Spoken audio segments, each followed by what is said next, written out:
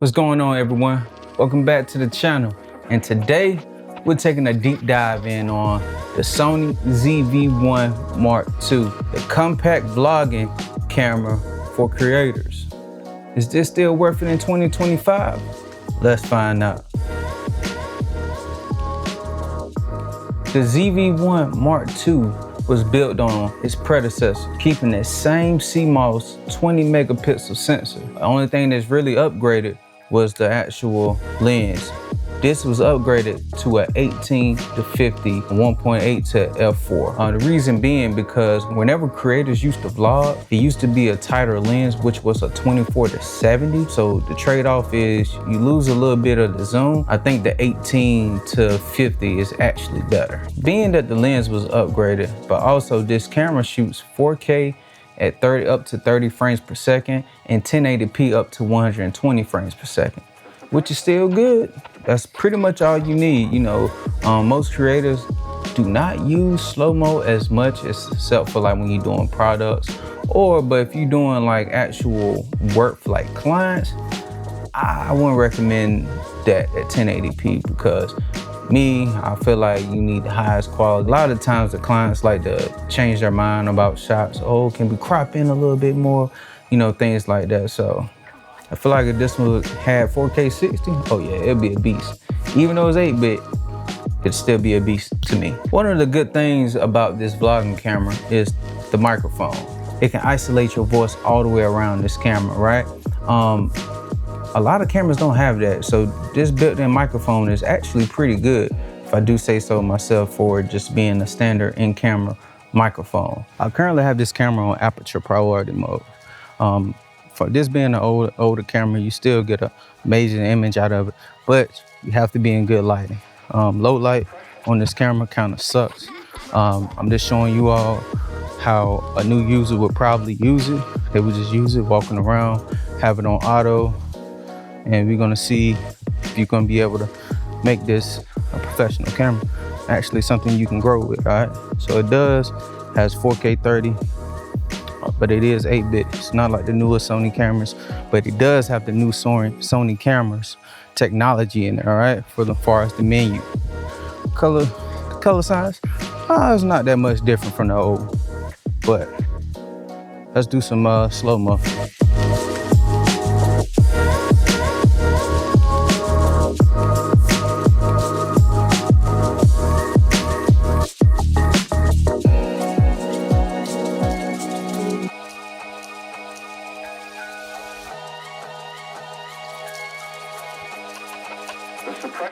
Okay, I do think for just a regular user that just want to graduate from using a cellular phone that doesn't have a 15 Pro Max or a 16 Pro Max iPhone camera, I feel like this is a good solution for you. Or a person that just want to keep their phone free and not use their phone as an actual video device, this is a great device for it. But paired with the DJI Mini wireless audio system, it's probably one of the best setups you can have. I am shooting in standard mode because in S-Log, I ain't gonna lie, it looks a little crazy, and I don't like how it softens the image like a lot. Like it really, really, really softens the image. And I don't like the posing when you have it in I guess it's the automatic mode, the intelligent mode on here. It does a lot of posing, like in it's a little shaky. I really don't like that, but as far as the image quality, I feel like it will get you by, especially if you're just doing reels or just doing a day in the life vlog. It definitely will get you by. This image here is pretty good. I would use it. And another good thing that I like about this is the snappy autofocus. The autofocus is real sticky and snappy. Sony always made great autofocus, but this here is still like one of the best autofocus cameras that you probably can pick up.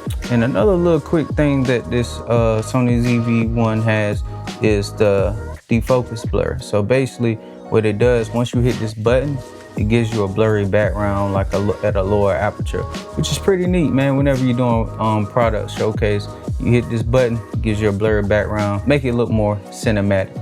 And I can dig that. From a wider lens, great autofocus, great microphone.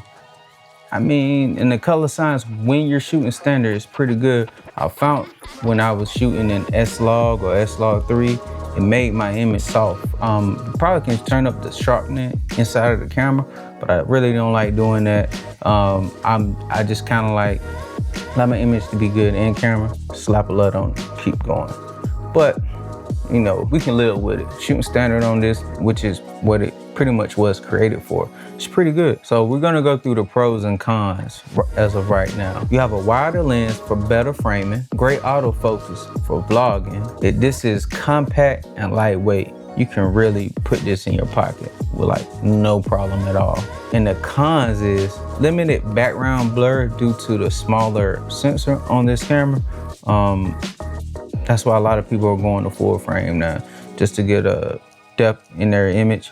So you have a full frame, the more blurry your background will be with the lens. Like right now I'm still shooting on a 1.4 lens, just so I can blur the background out a little bit more. And another thing, I found myself when I was shooting in the sun, I mean, the screen was pretty bright, but if you're taking photos, I think you might need a viewfinder. So what do you think about the Sony ZV-1 Mark II in 2025? Do you still think it holds up to the standard? Do you think it's worth it for the price tag of $798? My final verdict, for the price tag and what it can shoot right now, I would just recommend the ZV-E10 because I feel like you get more out of the ZV-E10, especially the ZV-E10 Mark II. The ZV-E10 Mark II actually has the FX30 sensor. And also my Sony 6700, which I'm filming on right now, actually has the FX30 sensor as well. The same sensor is in the Sony ZV-E10. It shoots 10-bit, you have 4K 60, no crop. You actually I even have 4K 120 on here with no crop. And you can use interchangeable lenses on there, so you can actually grow with that camera. And like you said, I still use this as a C camera on my professional work, beside my Sony FX3 and my Sony a7S III and my Sony a7 IV. But not saying that you can't get a good quality from this. Let me know if you all want me to shoot a whole YouTube video just using this camera and budget lighting, so we can see if it's really worth it. Drop a comment below if you want to see that, or if you want to see, you know, color grading, or if you even want to see me shoot a short film on this. Drop a comment below, let me know. And on this channel, we invest in ourselves. You dig me? Man, y'all have a good one.